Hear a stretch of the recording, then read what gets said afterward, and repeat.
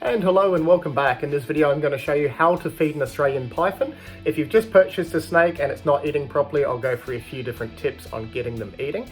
I'm going to go through enclosure size, how to defrost the rodents, what size food to feed, and basic reasons why snakes won't eat when you first purchase them. Anyway, let's get started with how to defrost a rodent.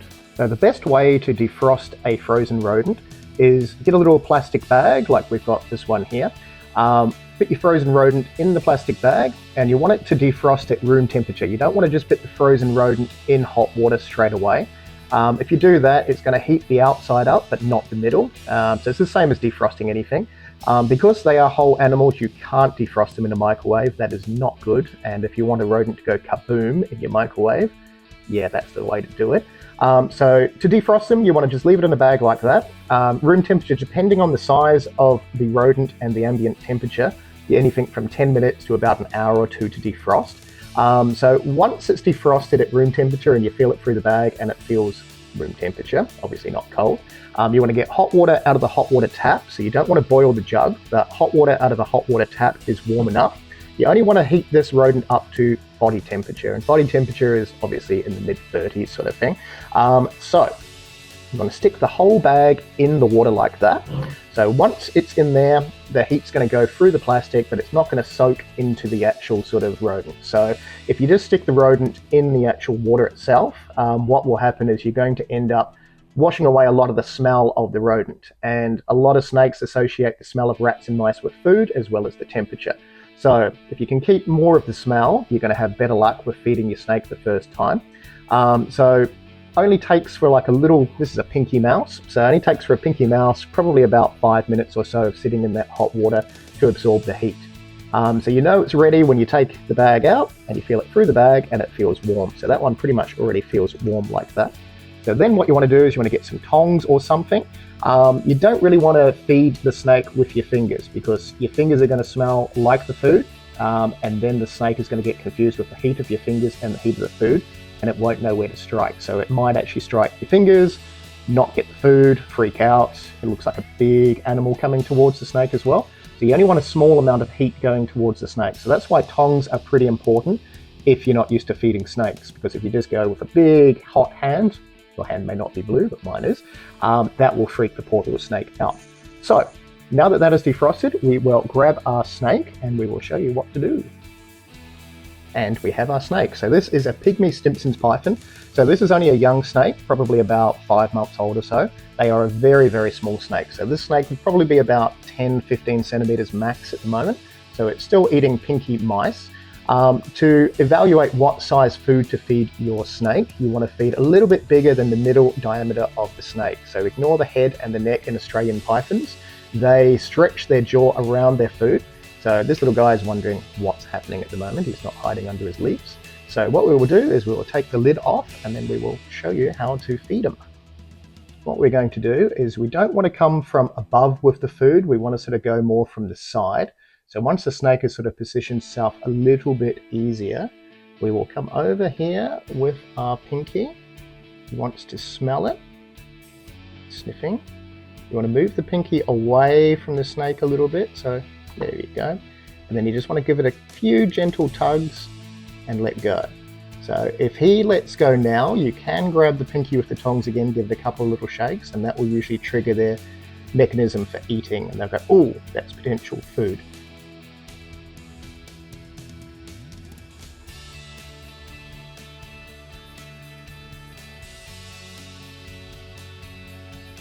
And once the snake is finished eating like that, it's safe to put the lid back on. You don't want to handle the snake for the next day or two at least. Just let them chill. Once they've eaten, they just want to be left alone. They're going to curl up in their hide, where this little guy's going to curl up under his leaves. Yeah, and then just leave them alone. And you can feed a little snake like this every week. Even one this size, which is quite a small snake, can go without food as long as it's got water for at least 6 or 8 months. They have enough sort of body fat on them that if they decide they don't want to eat for any weird reason, they're not going to die if they miss a couple of feeds. So let's jump to the next snake.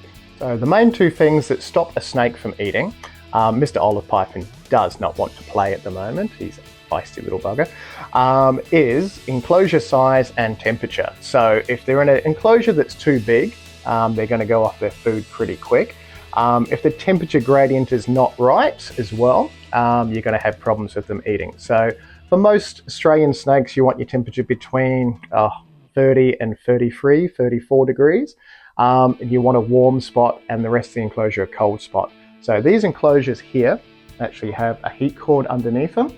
So that is heating that little area under there. And then if they want to go away from the heat, they can climb their branches, which is that sort of stuff there, go into the hide at the back, that sort of thing. You are so going to strike me. So this olive python, get in there. Let go. So this olive python, if he wants to stay warm, will go under the plants there. If he wants to go cooler, we'll go up there. If he doesn't have access to the temperature, like the right warm temperature, they can go off their food. So that is a super important thing. If your snake has stopped eating, just double check that your warm spot is warm enough. You can have all the heat cords in the world. If your room is too cold for some reason, it's just not going to heat up properly. So you might need to move it into a warmer area if it's winter or cold season or whatever.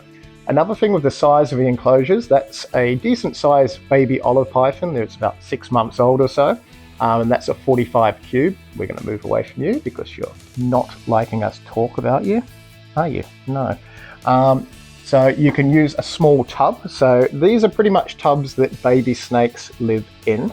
So if we open one of these tubs, try not to disturb the snake. There we have a zebra jungle. So simple little tub setup. They've got the leaves to hide in. Got your water bowl there. We need a bit of a clean. Don't strike at me. Okay. But yeah, very simple. So they feel a little bit secure until you open the door. You're a pretty snake. So pretty angry snake. So we will shut you down. So you can always try a smaller tub if he's not eating in a big enclosure. You can put the small tub inside your big enclosure as well with a lid on it. That way you can keep it nice and warm. Another thing as well, and if we can find one, first one. Now, if you have a look at this jungle python, see how the eyes are hazy? And if there's like a bluish sort of color on the eyes, that means that that snake's about to shed. So when they're about to shed, they sort of really don't want food. So like maybe 90 out of 100 snakes won't eat while they're in shed. You always get the odd one that will. So you just want to leave them alone. Really? You nearly fell. I'm going to have to put my hand underneath you, aren't I? So yes. So you want to leave them alone when they're like this. It'll take them about maybe a week or so to clear up, and then they'll shed about a week after that. So just wait till he's shed. You'll know he's shed because you'll have a shed skin in the enclosure, and then you can try and feed after that. You are a grumpy little bugger. So they are pretty freaked out when they're about to shed like this because obviously of the hazy eye, they can't see very well. You poor thing. Look at you. You're very scary. We're going to have to let you bite us. Yes. Let's go in there. Watch your tail. You're not going to like me touching your tail. Watch your tail. Watch your tail. Watch your tail. Watch your head. Watch your head. There we go. So, yes. So those are the main reasons. So temperature, enclosure size, and if they're going to go and shed. Any other reasons, it could be vet related. So if you think your snake is not acting well or something like that, visit a snake vet or exotic animal vet, and then hopefully they can help as well. Really? You missed me. This snake will have no problem eating food. Once you get your tub or your tank set up and the snake is comfortable with you, really? Stop striking. Still talking, geez. Yeah, it will have no problem feeding. So whether you feed in the tub or the enclosure, it doesn't matter. The snake actually associates the smell of food with food, not the tub with food or anything like that. Snakes that get excited when you put them in a feeding tub, they are just sort of smelling the food in the tub. Are you going to fall out? You're going to fall out. I shall give him. I've actually moved on to the olive python below Mr. Angry Olive Python because he was just too excited. So we have a sniffing olive python in his hide. So when they're doing that, they are exploring. We have our defrosted mouse here and all going well. He will sniff it. The whole idea is to move the mouse away so they follow the trail. And then once they coil like that, you want to tug the mouse a couple of times so they think it's alive, and then they'll do that whole wrap around excitement. Let go. You want to close the enclosure door so you're not disturbing the snake. And then you can watch from a safe distance. If you watch really, really close, the snake's going to see you moving, and then the snake's going to let go of its food and probably watch you. So yeah, first time you feed them, you want to see them eat, obviously. But what we're going to do is we will have this on a fast forward doohickey thing. And yeah, you can see him eat in fast motion. Fast motion? I'm sure that's a word.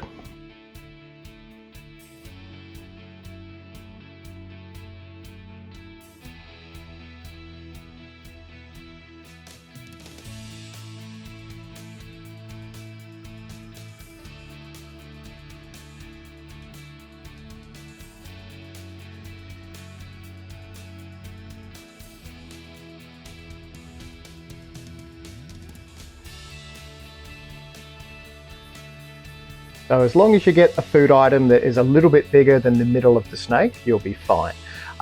If you feed them items that are too big, they can actually regurgitate that item, and that can actually damage their mouth and internal areas in bits and pieces. So if they do regurgitate their food for some reason, you don't want to feed them for a couple of weeks, just so they've got time to heal inside their mouth and yeah, the neck and all that sort of stuff.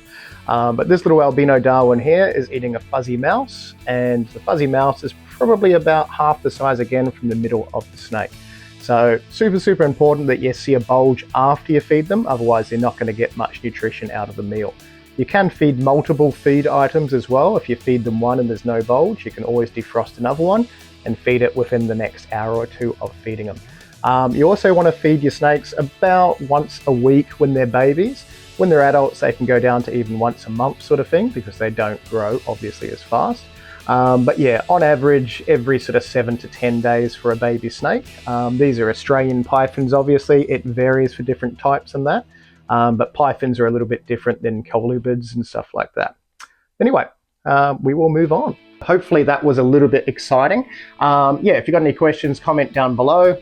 Subscribe if you want to subscribe. This is a 2-year-old black-headed python. Will not let go of that rat. There's your face. There's your face. Which is good, because it probably just let go and get my arm instead. But anyway, subscribe if you want to subscribe. Click the like button if you like this video, and I'll try and make some more about reptiles and stuff. Anyway, see you in the next video.